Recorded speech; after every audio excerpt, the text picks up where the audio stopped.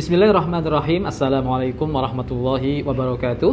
Innal hamdalillah wassalatu wassalamu ala Rasulillah wa ala alihi wa ashabihi wa man wala. La haula wala quwwata illa billah. Subhanaka la ilma lana illa ma 'allamtana innaka antal alimul hakim.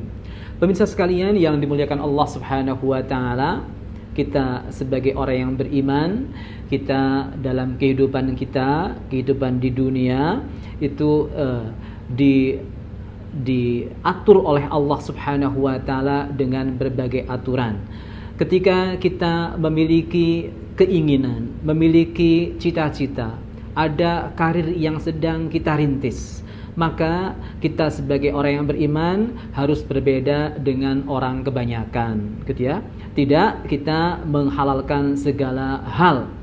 Kita juga memiliki adab-adab yang harus kita amalkan ketika kita sedang merintis karir dan memperjuangkannya. Dalam kesempatan kali ini, izinkan saya menyampaikan 9 adab kita dalam merintis karir kita.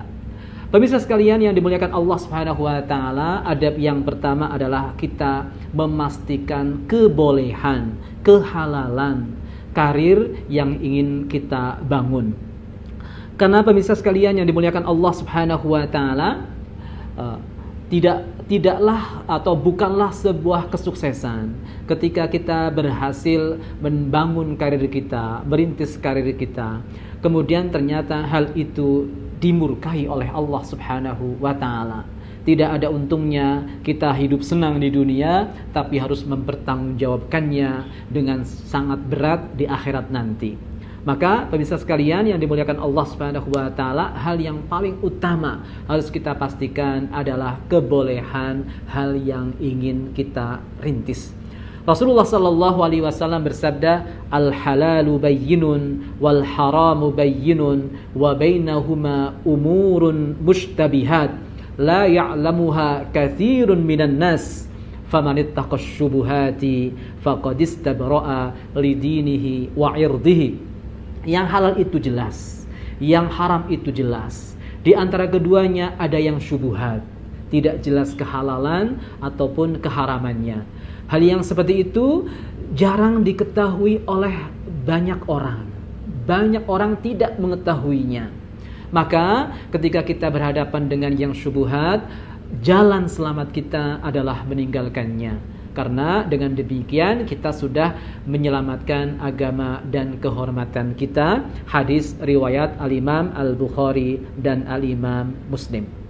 Pemirsa sekalian yang dimuliakan Allah Subhanahu wa taala, sebenarnya mudah untuk memastikan apa yang kita kejar itu adalah sesuatu yang halal. Karena dalam Islam, yang Allah halalkan pasti baik, yang Allah haramkan pasti buruk. Dan kita sebagai manusia yang normal pasti mencintai yang baik dan membenci yang buruk. Jadi bukan kita diperintahkan untuk mencintai yang buruk, untuk membenci yang baik. Allah Subhanahu wa taala berfirman, "Yas'alunaka madza uhilla lakum? Qul uhilla lakumut thayyibat." Yang dihalalkan kepada kita adalah hal-hal yang baik. Berarti yang diharamkan kepada kita adalah hal-hal yang buruk. Dan sejatinya seluruh apa yang Allah ciptakan, itu Allah ciptakan untuk kita. Maka hanya sedikit saja yang diharamkan oleh Allah Subhanahu wa taala, seperti tergambar dalam kisah Nabi Adam alaihissalam. Wa qulna ya Adam uskun anta wa zawjukal jannah wa kula minha ragadan haitsu syi'tuma wa la taqraba hadhihi asy-syajarah fatakuna minadh dhalimin. Ketika Nabi Adam alaihissalam dan ibunda Hawa diperintahkan masuk surga, kemudian menikmati segala rupa kenikmatan yang telah Allah sediakan, ada sebuah larangan, wala taqraba hadhihi asy-syajarah fatakuna minadh dhalimin. Semua pohon, semua buah-buahannya silahkan nikmati. Hanya satu saja pohon yang Allah Subhanahu wa taala larang Nabi Adam dan Hawa untuk mendekatinya. dari jutaan pohon hanya satu saja yang diharamkan oleh Allah Subhanahu wa ta'ala sebagai ujian bagi beliau. Oleh karena itu, pemirsa sekalian yang dimuliakan Allah Subhanahu wa ta'ala, kita tidak akan hidup sempit, hidup kesusahan kalau kita memastikan apa yang kita kejar adalah yang halal, karena yang halal itu sangat luas, yang haram itu sangat sedikit. Pemirsa sekalian yang dimuliakan Allah Subhanahu wa ta'ala, adab yang kedua adalah kita berusaha. Kita berusaha atau ikhtiar dalam bahasa yang lumrah di Indonesia, kita mengusahakan apa yang ingin kita dapatkan. Karena ini adalah perintah dari Allah Subhanahu wa ta'ala. Bukan kita beriman dengan usaha, bahwa usaha itu yang akan menghasilkan apa yang kita inginkan, tapi hanya karena kita diperintahkan oleh Allah Subhanahu wa ta'ala. Seperti dalam surat Al-Jumu'ah ayat 10, wa qulna ya Adam idza qudiyatis salatu fantashiru fil ardi wabtaghu min fadlillah. Jadi ketika kita sudah melaksanakan sholat, sudah berdoa kepada Allah Subhanahu wa ta'ala untuk mendapatkan kebaikan-kebaikan, maka apa? Fantashiru fil ardi wabtaghu min fadlillah. Kita diperintahkan untuk menyebar, untuk mengeksplorasi kekayaan-kekayaan dari Allah Subhanahu wa ta'ala. Nah, gitu. Kemudian, pemirsa sekalian yang dimuliakan Allah Subhanahu wa ta'ala, bahkan tawakal kita pun harus didahului dengan usaha. Walaupun kita beriman kepada Allah, Allah Maha Kuasa, Allah Maha Berkehendak, kita memohon kepada Allah, kita bersandar kepada Allah, Allah akan memberi. Tapi Allah mensyaratkan kita untuk berusaha mendapatkan apa yang kita inginkan itu. Seperti disabdakan oleh Rasulullah SAW dalam hadis riwayat Al-Imam At-Tirmidzi, "Lau annakum tatawakkaluna 'ala Allahi haqqa tawakkulihi la razaqakum kama yarzuqut thair yaghdu himasa wa taruhu bitana." Seandainya kalian bertawakal kepada Allah Subhanahu wa ta'ala dengan sebenar-benarnya tawakal, niscaya Allah Subhanahu wa ta'ala akan memberikan kalian rizki seperti Allah Subhanahu wa ta'ala memberikan rizki kepada burung.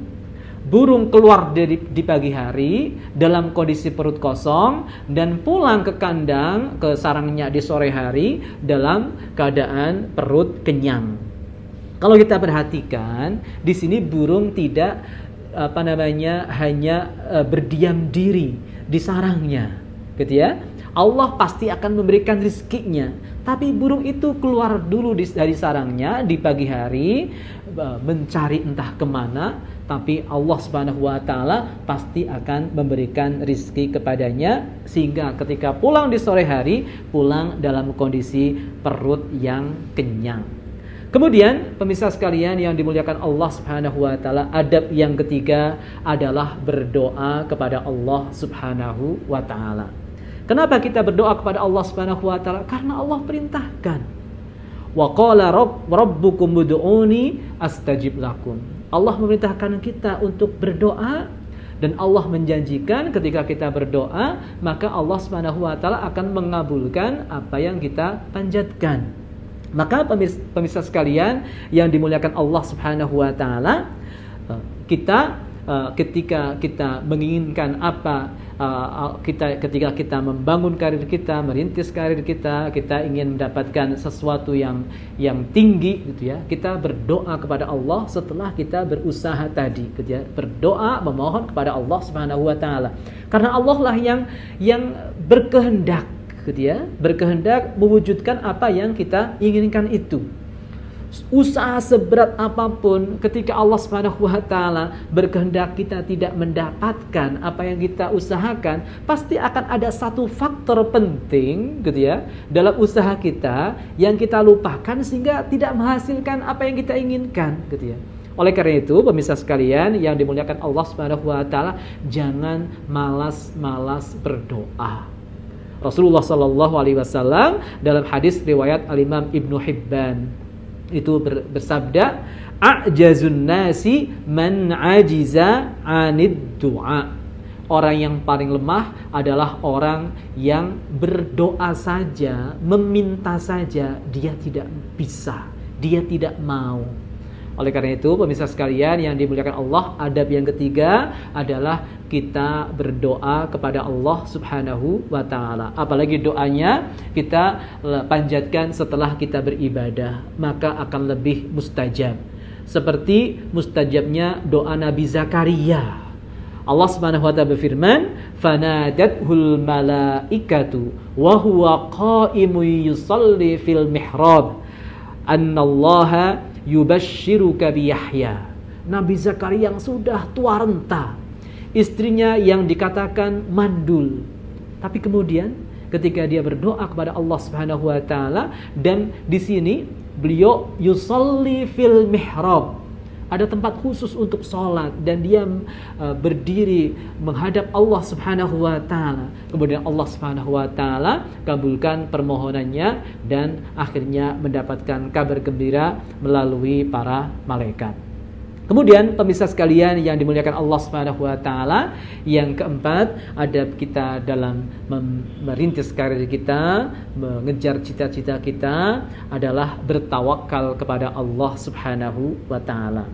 Tawakal itu apa? Tawakal adalah hati yang mengandalkan dengan sebenarnya kepada Allah Subhanahu wa taala dalam mendapatkan hal yang bermanfaat dan dihindarkan dari hal yang berbahaya. Jadi hati kita mengandalkan Allah Subhanahu wa taala, mengandalkan kekuasaan Allah, mengandalkan kehendak Allah Subhanahu wa taala. Jadi usaha kita harus maksimal. Kemudian kita juga tawakal kepada Allah Subhanahu wa taala. Bagaimana menyeimbangkannya? Ada ulama mengatakan, berusahalah seakan-akan usaha kita adalah segala-galanya. Bertawakallah kepada Allah seakan-akan usaha kita tidak ada apa-apanya. Mohon maaf atas segala kekurangannya. Wal afu minkum. Wassalamualaikum warahmatullahi wabarakatuh.